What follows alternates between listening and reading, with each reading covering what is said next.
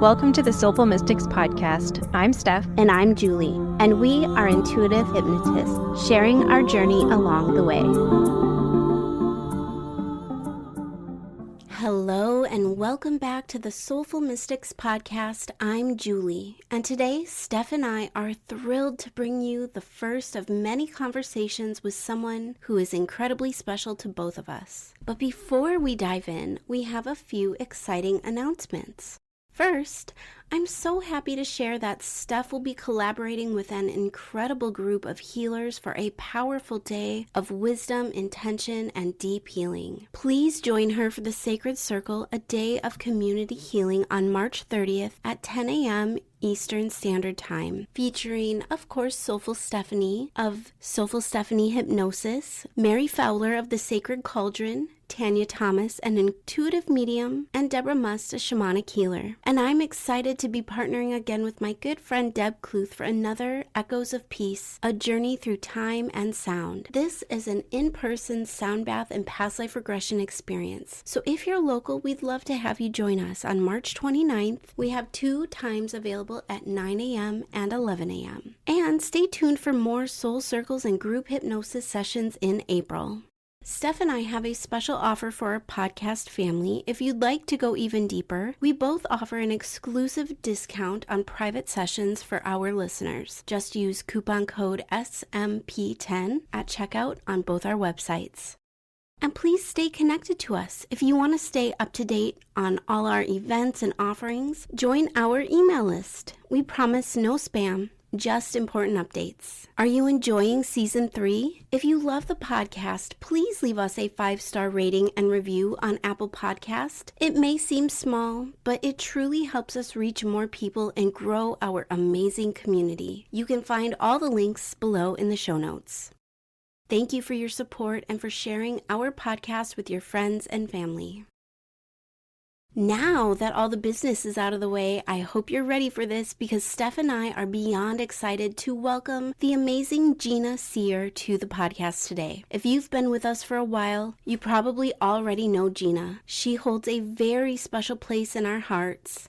Both Steph and I found her at the very beginning of our spiritual journeys, from Past Lives and the Divine podcast to Hypnotic Arts training with Sarah Leverett, and of course, kinship.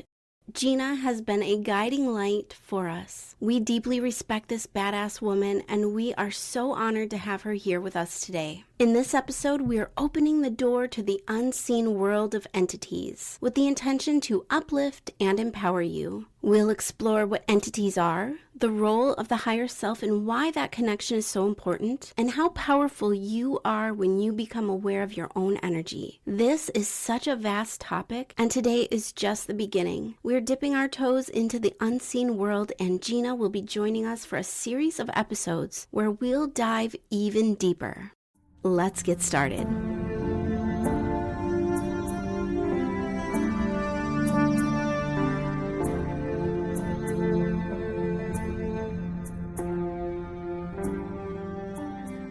Oh my gosh. Hi, I'm so pumped to do this, you guys. Yay! Me too. Okay, so should I just start? Like, who am I? Yeah. So who are you? Tell us your background with hypnosis, what you want to share. I am Gina Sear. Who am I? I can't answer that question right now, shortly. But in this context, I'm the creator of the podcast Past Lives in the Divine. I am a hypnotist. I am a past lives tour guide, as I like to call myself. And I love exploring like the unseen realms around us. I'm someone who's very tuned into the subtleties. And I feel like through hypnosis, through my journeys, through everything I've learned with my clients and my friends in this space, I have become somewhat of a master, although I have not completely mastered it, of like managing my energy in those subtleties and helping clients kind of manage and understand the subtleties within them and around them. And yeah, I touched on it 45 minutes ago when we started this conversation. But I feel like in 2024, I really kicked the hornet's nest. For a year and a half, I was feeling like, or for 6 months at the time, like a year ago, I was feeling like I had an entity and I couldn't explain it. And it was almost like one of those things where when you try to look at it, it disappears. And it was through a lot of experience and a lot of knowing and a lot of growing on my part that I could even think like, I think I have an entity and not be scared out of my mind. That stuff used to scare me more than anything. And so to experience that, I was like, I think I have an entity, but I didn't know for sure. But I knew that like there were things in me, thought patterns, beliefs that were starting to turn into action, manifest into things in my life, things in my psyche, belief systems that, I mean, frankly, if I were to like put it on one person, which it's not just one person, but I spent a lot of my life looking at my dad and being like, why do you think like that? Like, that's so dumb. Like, your thoughts are like ruining your life, dude.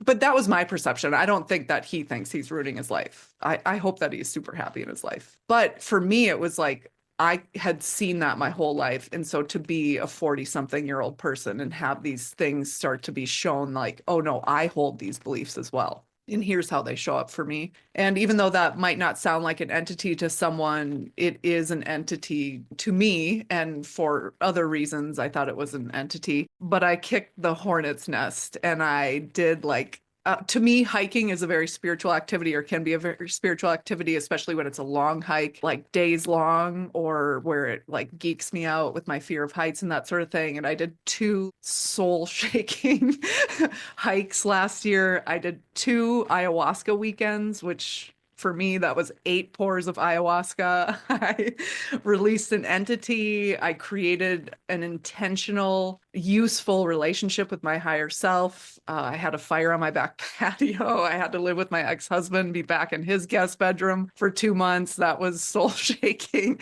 I spent almost 2 weeks in Egypt with a spiritual group. It was no surprise to me that by December, I was just like, who the fuck am I? What is going on? What do I even believe anymore? What do I want to do? I don't necessarily recommend that path, but when I found that that's what I had done to myself, like all I could do was like go into the woods and just try to figure it out and like lick my wounds like a wild animal. and and even though it sounds awful, the amount of joy and love and self-compassion that I've experienced has been incredible. And it really just kind of affirms where I'm going and what I'm doing. Anyway, so who am I? Fuck, I don't know. I feel like my feet are just starting to come back onto the ground. And what I do know is that my work is changing. What used to be past lives in the divine, I'm now changing to seer sessions. And it's essentially a culmination of everything I've learned through like learning from teachers, everything I've learned through my own exploration and trials, and everything I've learned by working with clients in that space too. And what I think is important is being able to experience another lifetime for new ways of being, thinking, believing, to shift how we might think what is possible in this world. That's so important. That'll always be a huge part of what has changed for me or what helped create a lot of change for me. And then also higher self, our connection to our higher self. And as we talk about entities and how to keep ourselves safe from entities and how to not be afraid of entities, frankly. I mean, I think that people want to be safe and they should want to be safe in that space. But I think what people are really craving is to not be so afraid in that space. And it's always been my belief system that if we knew our power, if we had clear understanding of that, which is never explained to us or rarely explained to us in the regular world, we wouldn't be afraid of that stuff. And we would just be curious. And it would just be like a dust bunny on the floor where it's like, oh, how did that get there? Well, of course, I haven't done any cleaning and, whatever. Not long. I have 3 dogs, so it doesn't take long for a dust bunny to occur. But but it's that simple, or strangers in a Starbucks. Like, if you're in my space, I'll deal with it. But if not, I don't. Whatever, they're everywhere. You know what I mean? Like I can't control it, but I'm not going to be afraid of it. So anyway, I think that the higher self, that piece of it is so important to being able to create a life that feels good, access our power, and then in this case, for this specific conversation, like release that fear around entities. And fear narrows our focus, fear blinds us, fear influences us in way more ways than we could ever acknowledge. And so the less fear we have, the more room for power and love. And if this fucking world needs anything, it's self-empowerment and more compassion and love. So Yeah, I Yeah. love this conversation. I can't wait to dig into it. Amazing. Thank you for that. That was a hell of an introduction. I don't even know what I I love said. it. I I hope love it it makes all. I sense. can't I wait feel to like I'm listen recording back. past lives in the divine again, except I can't rewind and be like, what started me on this tangent? I love it. I love a Gina tangent. Yeah, I would love to know, because you brought up higher self, and it's been coming up a lot with the entity chat, is how would you describe a higher self and how can people recognize that in themselves and strengthen it? Yeah. Okay. So one of the things that I've been doing while I've been connecting more and more with my higher self intentionally is trying to understand like what is the higher self. So I don't think you have to be in the spiritual community long to hear the word higher self. And I think that just like a lot of terms in the spiritual community, no one ever says exactly what it is. And if they do, they're like, this is what it is, period. And it's like, that's not true. With our human mind, we're never going to be able to totally grasp it. And I think that when we experience our higher self, it's divine. That's another way of like touching the divine. I think there's a lot of ways to do it. And so before I even start describing higher self, I just want to say that and say that my words for higher self aren't going to be enough. They will change. And it is powerful and something that I think everybody needs. So here's what I believe. I believe that there is a central creative force. That is what this is. It is the universe wanting to experience itself. So bad experience, good experience, that's relative to you. That's relative to me. The universe is just concerned with having an experience. And so as a part of that source energy that creates the universe has also created me. And so I almost see it as like, if you think of yourself like a lava lamp, and if the bottom of the lava lamp was connected to like a huge blob of energy, I am just like one blob in a lava lamp. Like I am that, but I am slightly removed from it as Gina on Earth. And so you can think of it almost like an octopus tentacle, like if creative force, source energy is the center of the octopus, whatever the body is called, and then I am like a tentacle off of it. And my higher self is the experience of me right as it comes off that main body, that creative force. And so it is the most potent energy that I can touch that is me plus the divine. I can go get lost in the divine, but right now, my biggest curiosity is who am I plus that divine? What is that? And so that's what I think it is. I think it's this, whatever inhabits Gina, whatever's the same in Gina, life after life. That's a common question that people have. What's the same life after life? It's that plus divine. That's what your higher self is. And so for me, I am mindful enough where it's like, I know I'm being triggered here. I know I'm having an emotional reaction that doesn't have to be. I don't have to see the world this way. I don't have to hold this righteous anger. I can want change, but I don't have to hold this righteous anger. I used to always be so taken with my emotions. It was like when I felt panic, it was like I almost couldn't hear anything. I almost couldn't. But like when I connect to my higher self intentionally through trance, hypnosis, meditation, however you want to get there, but when I connect to it through trance, I am connecting to the divine. It nourishes me, it fills me up, it helps me be able to get curious about like what is the divine plus Gina and what is Gina? And if I'm curious about that, then of course I would be curious about what does this energetic field that is Gina in this life, if it's all about creation and not discovering who I am, and it's all about, no, it just is like you have to create it, Gina, then I'm so curious. Like, what can I create that is the most Gina and the most divine? Which means I have to get rid of all my bullshit, all the stories about how people treat you like shit and you can't trust anybody and this world is fucking terrible. And as a woman, everyone's against you. And as a witch, everyone wants to see you dead. Like all of these things. It's like, I got to get rid of all that shit Yeah. in order to experience. But I don't have to wait to get rid of all of it to experience it.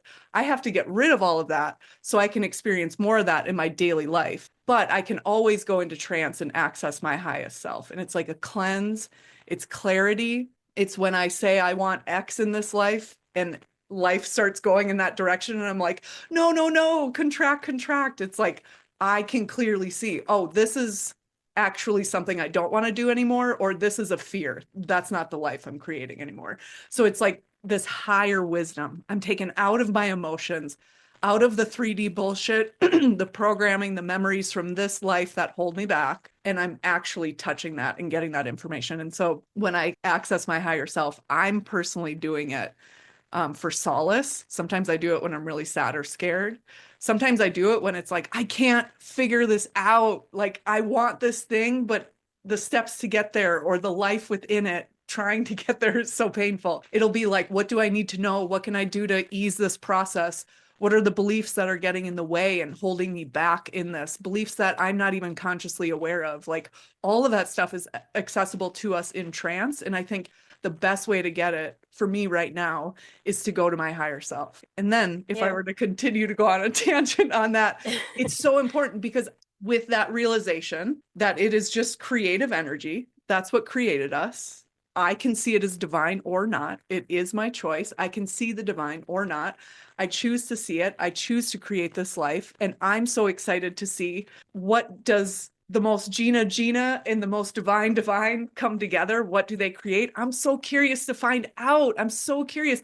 No matter what obstacles come in my way, I'm so curious to see what kind of reaction, what kind of response can I create in that. So no matter what happens to me, I can always go, I'm glad that happened because I changed this way. Even though if something happens that's so fucking awful to me that I don't even want to put words to it right now. A year, a decade after, I want to be able to look at it and be like, I'm glad that happened because I'm better for it.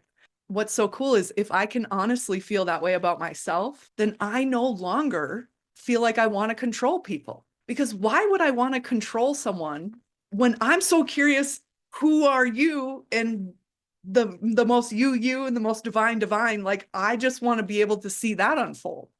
Like, and now I can love other people unconditionally and I don't have to worry about like, but are you doing enough? Am I doing enough? Am I good enough? Are you good enough? It's just like, I can decide that whenever, and I don't have to decide that.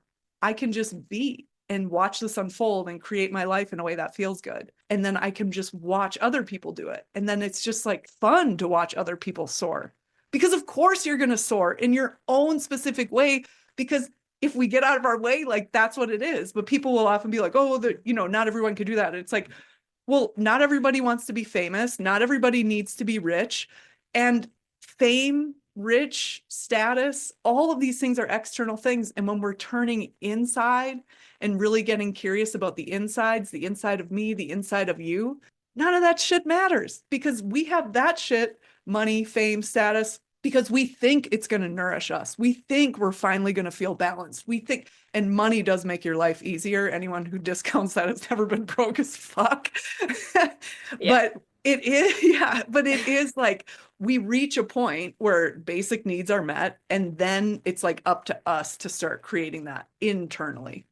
Anyway, so that's like the work of the higher self. And I just think it's where our power lies. And especially when we're talking about like entities or malevolent energy or something like that. You know, what stands out to me as you were talking about that, Gina, is how much it lights you up. Your facial expressions, like your arms are all like, you have so much passion. And it's just like pouring out of you. Like, I love that. It was just like beautiful to witness. Like I love it. I love it. Thank you. Thank you. It's something I am self-conscious about it. I feel like it. Oh. Yeah. So thank you. I appreciate that. So tying this back to entities and attachments, can you maybe do like a brief overview of, back to basics, like what are entities and attachments? Yeah. Okay. So I think the way I see and interpret an entity is maybe a little bit wider than like what's typically. I think even when I started out on this, when I would even hear the word entity, I would just be like, oh my God, please don't. I had seen a show when I was a kid where, I don't know if it was like a Dateline or something like that, but it was like this thing called The Beast. And it was like this entity that lived in someone's house, and it would like sexually assault people. It would like scratch people, whatever. And that terrorize me. Like I would always, even just like in my mind, be like, don't think of the beast, don't think of the beast, like years after I saw that show, like alone in my bedroom as a kid. And it was just something that like really took me, but also I was like drawn to it, but also repulsed by it and drawn to it and terrified by it. And in hindsight, unfortunately for me, that's how my path unfolds sometimes, is like I'm equally drawn and repulsed to something. Like that's like a weird thing for me. But so to me, I always thought of an entity, a ghost, something like that, that was like this full on, maybe even I could see it with my 3D eyeballs, not just like feel the vibes or get a physical response to it. And I do believe that that is like a really extreme thought about an entity. Like that's kind of, and it can go either way. It can either be something that's terrorizing you, that's like totally separate from you. Maybe you can even see it with your 3D eyes or the effects of it with your 3D eyes. It could be something like the beast, some unseen something that is creating havoc in your own hell. But the equal and opposite is always possible. And so on the other side of that spectrum, in that extreme entity bucket or side of the spectrum, is spirit guides and ancestors and our higher self and these other spiritual entities, essentially energetic beings. And we oftentimes think of like the negative one and call it an entity or a ghost. And I think that that's what a lot of people are afraid of. And rightfully so, so was I. But when we fear that, what we do is we ignore it all. We ignore it all. We don't want to see any of it. And that's how I was. That's how a lot of my clients are or were. I mean, I'm sure some future clients still are, but like, it's just this idea that like when we have fear, it shuts us down completely in ways that we don't know. And so to have that fear, then we're not going to access our higher self. We're not going to believe in spirit guides or access that. We're not going to believe, that grandma's on the other side now and we can have a conversation with her there too. And with that, the other side of the spectrum, which no one calls entities, but I believe they can have the same pervasive effect. And to me, it is an entity, is like thought patterns, beliefs that we hold about ourselves. These are things that can be parasitic. Entities across the board can be parasitic, where they're taking energy from me and I don't know it, or they're taking energy from me. And if I did know it, I would not want that to happen. And then there's also the more divine type of entity, which the spectrum between thoughts and beliefs and like a full-on apparition is also like the nourishment of it that I can get from it. And so when we just are afraid of one part of the spectrum, we shut down the whole thing and we don't see how our beliefs, how our thoughts, how sickness, how shit that we hold in our body holds us back because we just don't even want to think about any of it. But if we can trust and understand our power, and I think we can do that by accessing our higher self, even bringing questions and fears to our higher self, asking for guidance in that space is important too. But when we do that, when we shut off that fear or lessen it enough so we can engage, I think it doesn't take long before people see like, that pervasive thought pattern that my parents had and now I have in my 40s, is that just a thought pattern holding me back? Is that an entity? I don't know. Does it matter? I want it gone. And the way we get rid of it is very similar, at least in a hypnosis session. And I know that you guys even see that too. It's like the way we let these things go in a trance state is the same, whether it's like a full-on like tall man in a top hat that's been feeding off your energy since that one weird interaction as a kid, or or like a pervasive belief about yourself that things this good don't exist. Well, then you're going to miss things that good that are in front of you. And to me, it's kind of like all the same. And our power in it is all the same. And the effects can be great or not. And it doesn't necessarily have to do with like the substance of the entity. Another thing I'll say kind of on that spectrum, like what is an entity?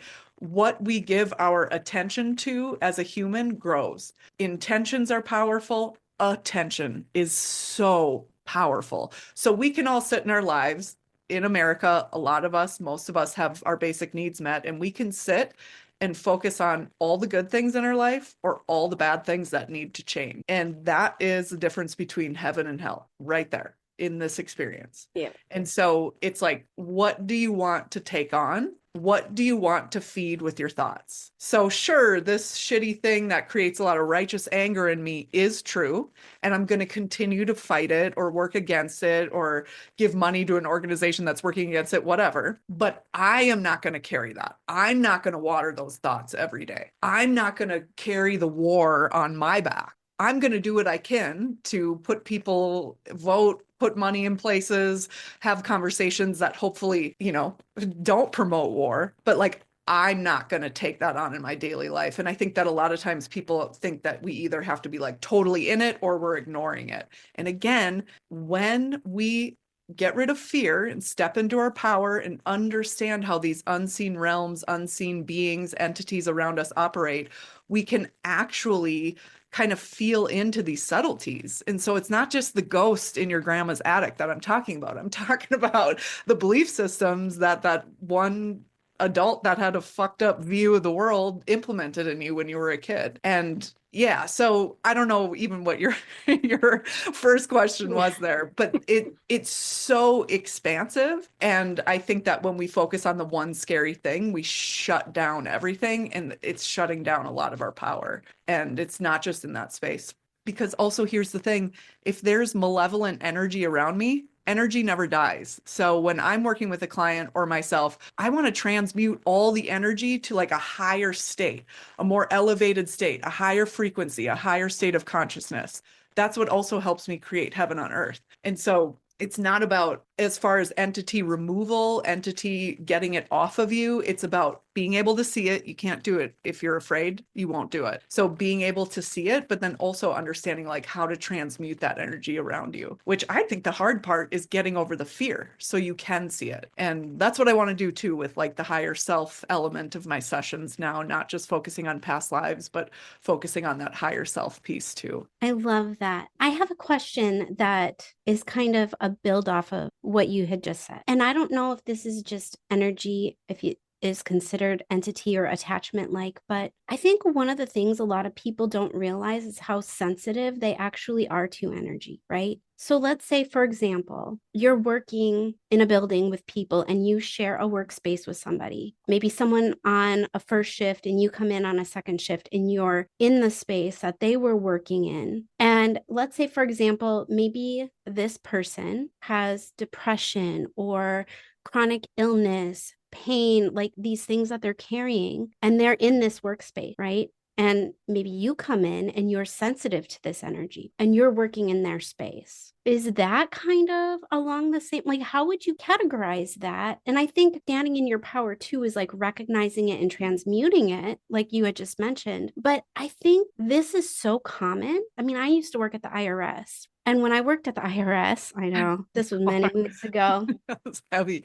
We would share cubicles. So like I would literally come to work second shift and I would sit in the desk of someone who was there all day long. Don't think people realize that, maybe they're having a great day and then they come to work and sit in this person's desk and maybe they're carrying the weight of the world on their shoulders and then you're sensing it and then you think it's something with going on with yourself. Like, I know this is a big can of worms to open, but I feel like drawing attention to this and everything that you're speaking about with your higher self and being so empowered is like recognizing not everything is yours to carry either. Mm-hmm. I think so many people, myself included, go through the world being characterized as like an empath, but not knowing it. And when you don't know it, you're kind of disempowered, I think. Mm-hmm.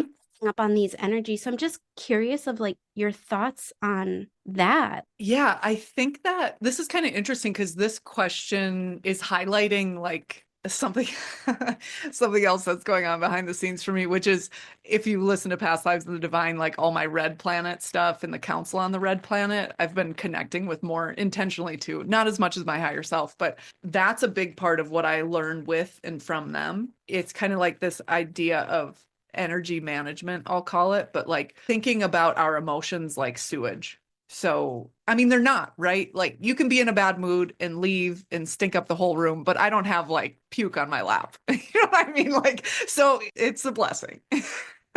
But still, it's there in feeling in these spaces that we can't pick up on it with our five senses. And something that I learned through my lifetimes in the Council on the Red Planet is like energy management and thinking about my energy, but also eventually one day I think I'll speak and teach more to it, whether it's like intentionally or not. But it's like understanding again our power in that. And I think what you said too, a lot of people don't even know that they're sensitive to it. And so they just think, I'm in a bad mood again. I'm always in a bad mood at work. And maybe, I mean, work could contribute to your bad mood, but maybe it is the people you're around or just kind of like the energy in that space. Because here's the thing, whether someone thinks of themselves as an empath or a sensitive person or not, I believe we're affected by that. Knowing you're affected by it is a step to your power. Most people just stop there. I'm an empath. That's why I feel shitty. And it's like, you're on the right path, but do not sit down. Don't sit in that. So it's about being able to be like, oh, this is happening. And here's how I manage it. And I feel like that's what like a lot of people are starting to want to learn more of. It's not just about being sensitive or about picking up on these energies. It's about, okay, now what do I do with it? I think that again, accessing your higher self, understanding that power. And here's the thing, if I was not having this conversation with you guys and we weren't on a podcast and that was my thought, like say that was my job and I had this relationship and like method to connect with my higher self, I would literally go into trance and ask my higher self how to deal with that energy.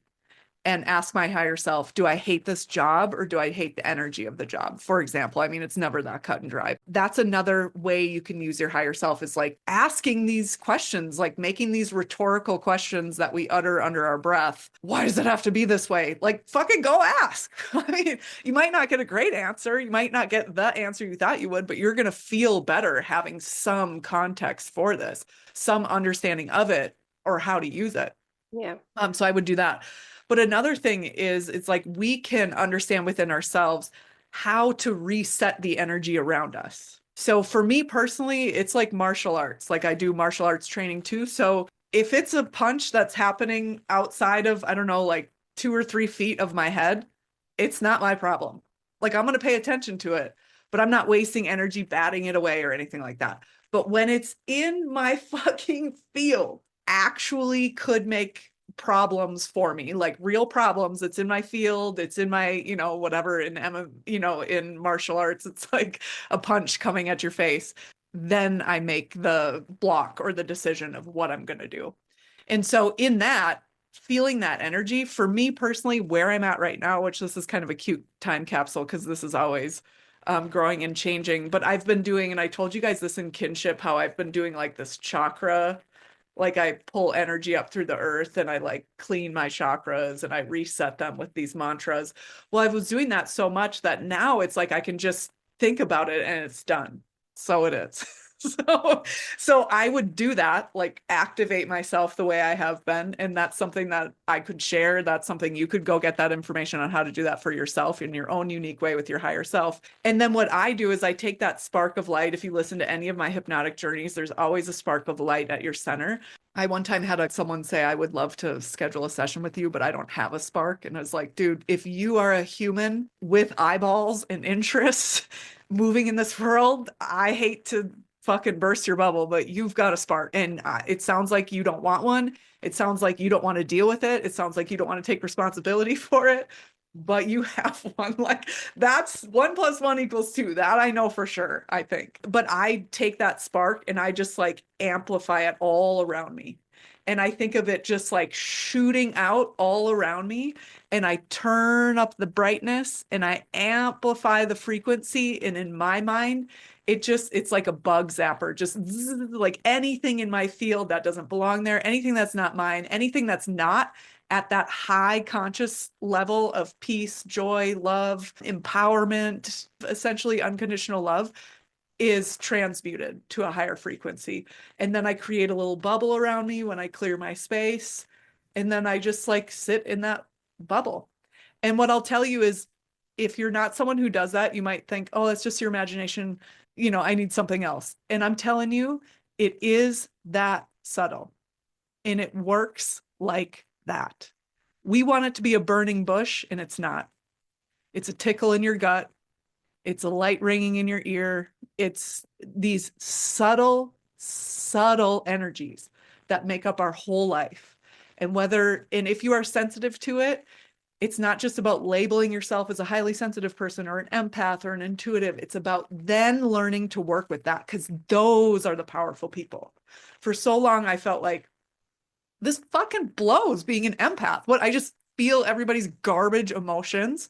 It's like when someone's uncomfortable, it's like, sure, you could label me as a people pleaser, but it's when someone's uncomfortable, I am in their discomfort and I cannot get out of it. So I either fucking run, and if I can't run, I turn into a people pleaser, essentially being like, who do I need to be to get this person to get out of this dump? But for me, it's like, no, that's not power. Power is for me to be able to be in my own energy wherever I am. And that's kind of the same thing. It's like whether you're running and standing in line next to someone, or sitting on an airplane next to someone who sucks, or it's your coworker and you always have to sit in their shit after that. It's like managing that energy around you in a way that is in alignment with your own beliefs and what you believe is possible. Yeah, I agree. And that's what I love about hypnosis is the people we get to work with, we're able to be a part of their journey to empowerment. And if I could teach anyone anything, it's how powerful they are. Like some people come seeking help to remove entities, but they want me or someone to do it for them, when in reality, they are the most powerful being to do it for themselves. And it's really about what they believe in. If they believe I'm more powerful, then they're giving that power to me. But if they really go within and believe in how powerful they are, you're unstoppable. You could do anything. 100%. Yes. Yeah. Yes. That was one of the questions that you had sent. And it's like Mic jogging drop on. stuff. Yeah. It's so true. And Steph, I wonder if you see this the same way, because I'm about to throw a dog metaphor out there. In terms of entity removal, can someone remove an entity for you? Sure. If you believe it enough, and if they believe it enough, literally anything can happen. You've got a cold. I know how to send healing energy your way, but I do not have the beliefs that I'm going to heal your cold. So it's not going to work. You know what I mean? Like it really does matter. But the thing with entities, I believe, whether it's the lightest form, like a belief or a thought pattern that's holding you back, siphoning your energy, or a malevolent apparition that's like totally taking your energy, at the end of the day, you can get rid of that, but you better get real curious about how you got it, how it was able to stick around, and change the reasons for that. And so I don't mean to promote fear, but it's like dog training. I can, in theory, take my insane lab puppy and send him to a trainer to be trained, right? Whether it's for walking or hunting or whatever else people send their big dogs to. But there's, especially out where I live, I feel like there's all kinds of like training places. And to me, it's like, I could do that and my dog could be trained, but I will never experience the benefits of that trained dog if I don't continue those practices on my own. So I have 3 dogs who I walk in the wilderness on single track trails. They're all on leashes. I fall very rarely. We get tangled up very rarely. And yeah, I worked with a professional who showed me what to do, who worked with me to learn how to train these dogs and be with these dogs. But I'll tell you what is the best thing for those dogs and our walks together is every fucking mile that we do, every minute we're out there, that creates a good dog. Yes, I got the training and the professional help years ago, but I learned and applied it to my life every day. And the same is true with entities. I can identify it, I can want to change it, but if I am not continuously monitoring my energy and cleansing my energy and holding a higher state of consciousness, which to me means a more elevated emotion like love, peace, joy in my heart, in my body. And we actually vibrate, like there's science for that. So it's like, if I don't continually manage that process, I will continually get things on me. It's maintenance. It's why I have to brush my teeth twice a day. It's why I should be showering once a day. It's why all of these things, it's like we are in a world and shit sticks to us. And energy is the same way. And that's it for today's episode. Until next time, stay curious. Stay mystical.